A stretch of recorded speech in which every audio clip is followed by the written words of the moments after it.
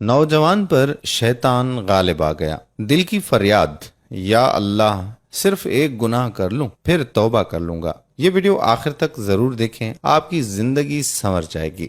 Baghdad میں ایک نوجوان تھا، وہ بہت خوبصورت تھا اور اس کا نام نعل سازی تھا۔ وہ نعل بناتا بھی تھا اور گھوڑے کے سموں پر چڑھاتا بھی تھا۔ نعل بنانے وقت تپتی بھٹی میں سرخ شعلوں کے اندر وہ نعل رکھتا اور پھر آگ میں اسے کسی جمور یا کسی اوزار کے ساتھ نہیں پکڑتا تھا، بلکہ آگ میں ہاتھ ڈال کے اس تپتے ہوئے شعلے جیسے نعل کو نکال لیتا اور اپنی مرضی کے مطابق اسے شیپ یعنی شکل دے دیتا تھا۔ لوگ اسے دیکھ کر دیوانہ کہتے اور حیران بھی ہوتے تھے کہ اس پر آگ کا کوئی اثر نہیں ہوتا۔ وہاں موصل شہر کا ایک شخص آیا۔ جب اس نے ماجرا دیکھا تو اس نے تجسس سے اس نوجوان سے پوچھا کہ اسے گرم گرم لوہا پکڑنے سے کیوں کچھ نہیں ہوتا۔ اس نوجوان نے جواب دیا کہ وہ جلدی میں لوہے کو اٹھا لیتا ہے اور اب اس پر ایسی کیفیت طاری ہو گئی ہے کہ میرا ہاتھ اسے برداشت کرنے کا عادی ہو گیا ہے اور اسے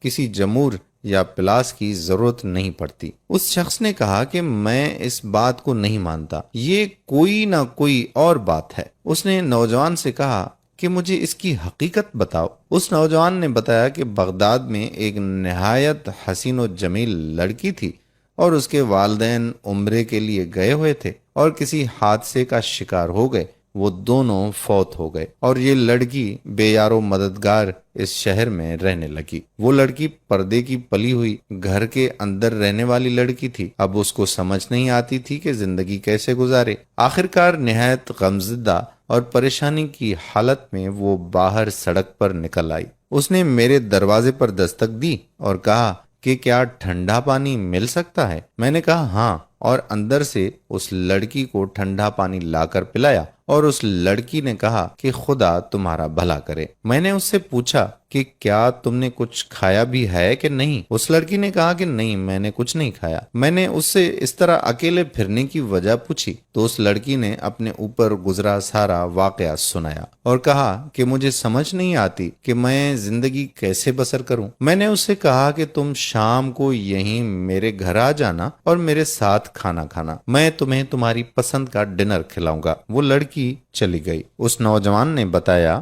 کہ میں نے اس کے لیے کباب اور بہت اچھی اچھی چیزیں تیار کیں۔ وہ شام کے وقت میرے گھر آ گئی اور میں نے کھانا اس کے آگے چن دیا۔ جب اس لڑکی نے کھانے کے لیے ہاتھ بڑھایا تو میں نے دروازے کی چٹخنی چڑھا دی اور میری نیت بدل گئی، کیونکہ وہ انتہا درجے کا ایک آسان موقع تھا جو میری دسترس میں تھا۔ جب میں نے دروازے کی چٹخنی چڑھائی تو اس لڑکی نے پلٹ کر دیکھا اور اس نے کہا کہ میں بہت مایوس اور قریب المرگ اور اس دنیا سے گزر جانے والی ہوں۔ اس نے مزید کہا کہ اے میرے پیارے بھائی، تو مجھے خدا کے نام پر چھوڑ دے۔ وہ نوجوان کہنے لگا کہ میرے سر پر برائی کا بھوت سوار تھا۔ میں نے اسے کہا کہ ایسا موقع مجھے کبھی نہیں ملے گا، میں تمہیں نہیں چھوڑ سکتا۔ اس لڑکی نے مجھے کہا کہ میں تمہارے خدا اور اس کے رسول صلی اللہ علیہ وآلہ وسلم کے نام پر درخواست کرتی ہوں کہ میرے پاس سوائے میری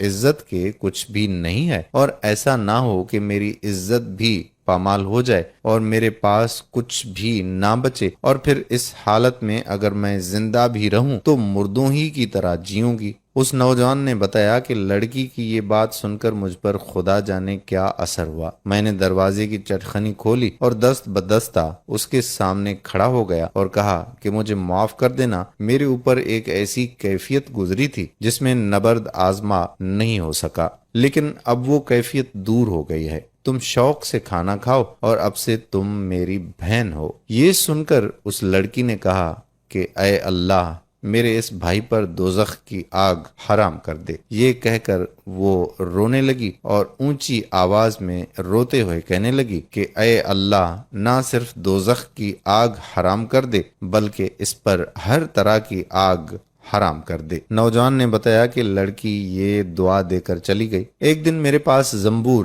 یعنی جمور نہیں تھا اور میں دھوکنی چلا کر نال گرم کر رہا تھا۔ میں نے زنبور پکڑنے کے لیے ہاتھ بڑھایا تو وہ دہتے ہوئے کوئلوں میں چلا گیا، لیکن میرے ہاتھ پر آگ کا کوئی اثر نہ ہوا۔ میں حیران ہوا اور پھر مجھے اس لڑکی کی وہ دعا یاد آئی، اور تب سے لے کر اب تک میں اس دہکتی ہوئی آگ کو آگ نہیں سمجھتا ہوں، بلکہ اس میں سے جو چاہے بغیر کسی ڈر کے نکال لیتا ہوں۔